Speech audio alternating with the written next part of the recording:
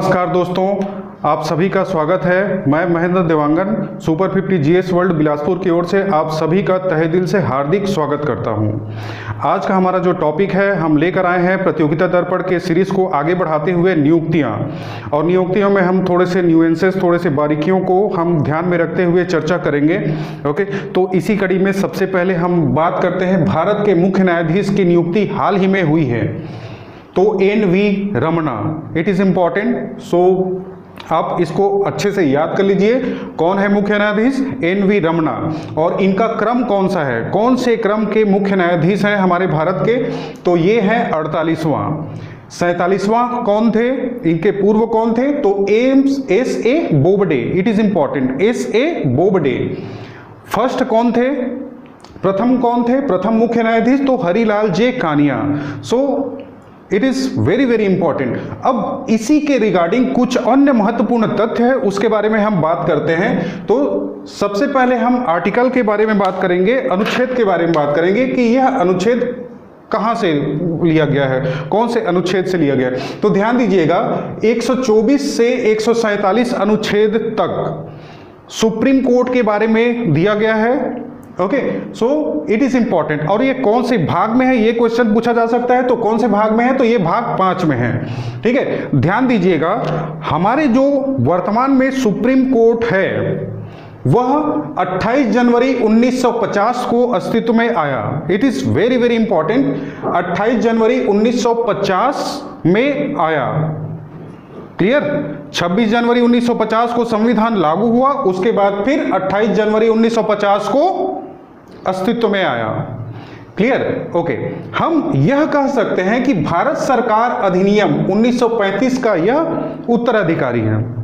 ठीक है, हालांकि 1773 ईस्वी का रेगुलेटिंग एक्ट से सुप्रीम कोर्ट की स्थापना हुई, वो तो हुई आपका कोलकाता में, करेक्ट? ठीक है, बट यदि वर्तमान सुप्रीम कोर्ट के बारे में बात कर रहा है तो 28 जनवरी 1950 को यह अस्तित्व में आया। ठीक है, 1935 भारत सरकार अधिनियम का यह उत्तराधिकारी है। कौन? सुप्रीम कोर्ट, जिसको हम लोग उच्चतम न्यायालय बोलते हैं। ठीक है, ओके, हम लोग थोड़ा सा तुलनात्मक अध्ययन कर लेते हैं, अमेरिका, ब्रिटेन और भारत। देखिए, भारत का जो न्यायालय है वह एकीकृत न्यायालय है। क्लियर है? ओके, आई रिपीट, भारत का जो न्यायालय है वह एकीकृत न्यायालय है। लेकिन यदि हम अमेरिका के बारे में बात करें तो अमेरिका में संघ के लिए अलग कानून है और राज्य के लिए अलग कानून है। ठीक है, आई hope idea is clear.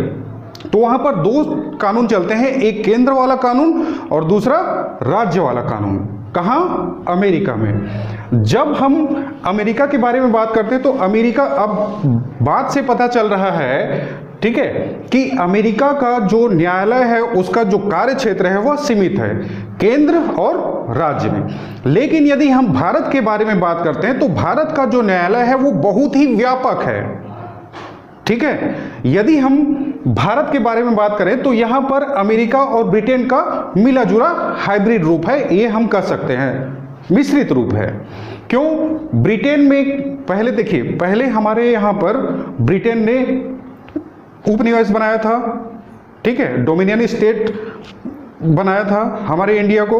Okay, लेकिन वहां पर अल्टीमेटली फैसला कौन लेता था?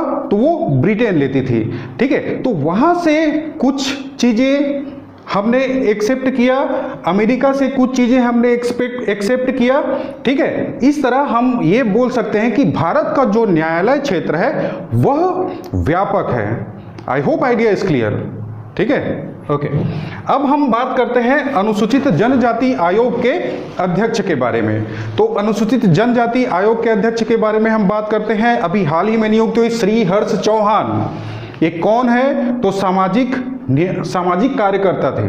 और कौन से अनुच्छेद के तहत अनुसूचित जनजाति आयोग के अध्यक्ष की नियुक्ति होती है? तो ऑब्वियसली अनुच्छेद 338A। आई रिपीट, अनुच्छेद 338A। मैं अनुच्छेद 338A में प्रेशर इसलिए डाल रहा हूं, फोकस इसलिए कर रहा हूं क्योंकि यहां पर अनुच्छेद 338, 338A, 338B है। ठीक है, तो उसके बारे में हम डिटेल में चर्चा बाद में करेंगे, but for the sake of understanding हमारे लिए कौन सा इंपॉर्टेंट है अभी हाल ही में होने वाले एग्जाम के लिए। सो अनुच्छेद 338 ए इज वेरी वेरी इंपॉर्टेंट। किससे संबद्ध है? अनुसूचित जनजाति आयोग के अध्यक्ष की नियुक्ति कौन करता है? ऑब्वियसली राष्ट्रपति करते हैं। ठीक है, इसी से संबद्ध हम देखते हैं राष्ट्रीय अनुसूचित जाति आयोग के अध्यक्ष के बारे में। तो राष्ट्रीय अनुसूचित जाति आयोग के अध्यक्ष के बारे में हम बात करते हैं तो Vijay Sampla, it is very very important. इनका भी हाल ही में नियुक्ति हुई है। मेरा प्रीवियस वीडियो लेक्चर में इसके बारे में चर्चा की गई है, वहां से आप और देख सकते हैं। ठीक है, उसके बाद फिर राष्ट्रीय, यस इट इज इंपॉर्टेंट, अनुच्छेद 338, मैंने अभी थोड़ी देर पहले बात किया था, अनुच्छेद 338, अनुच्छेद 338 ए, अनुच्छेद 338 B, it is very very important. और यहां पर डिस्क्रिमिनेट करना बहुत ही जरूरी है for the exam point of view. राष्ट्रीय अनुसूचित जाति आयोग के अध्यक्ष अनुच्छेद 338 कौन? विजय सांपला। ठीक है, हाल ही में इसकी नियुक्ति हुई है। राष्ट्रीय पिछड़ा वर्ग आयोग के अध्यक्ष कौन है? तो यस इट इज इंपॉर्टेंट, भगवान लाल साहनी। Is it? राष्ट्रीय पिछड़ा वर्ग आयोग के अध्यक्ष कौन है? तो भगवान लाल साहनी। और ये कौन से अनुच्छेद में है? तो अनुच्छेद 338 बी। मैं एक बार फिर से आप लोगों को याद करा देना चाहता हूं, अनुच्छेद 338 किसके लिए है? तो अनुच्छेद 338 अनुसूचित जाति के लिए, अनुच्छेद 338 ए किसके लिए है? तो अनुसूचित जनजाति आयोग के लिए। और पिछड़ा वर्ग के लिए कौन सा है? तो अनुच्छेद 338 बी। आप यह तरीका अपना सकते हैं, अनुसूचित जाति, अनुसूचित जनजाति और अन्य पिछड़ा वर्ग, ऐसे ही क्रम रहता है 338 A, 338 B. I hope idea is clear. Okay, अब उसके बाद फिर लास्ट में हम यहां पर बात करेंगे सरकार के प्रधान वैज्ञानिक सलाहकार कौन है? तो yes it is important, Vijay Raghavan. अब विजय राघवन क्यों इंपॉर्टेंट है? क्योंकि इनका कार्यकाल समाप्त हो रहा है और इसे 1 वर्ष के लिए और बढ़ाया गया है। सो it is important.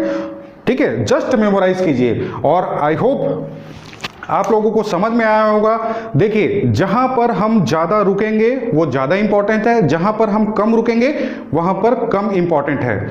So keep study and like share and comment थोड़ा सा कीजिए, थोड़ा सा हौसला बढ़ाइए हमारा भी, ताकि हम और भी वीडियो जारी कर सकें। Thank you very much.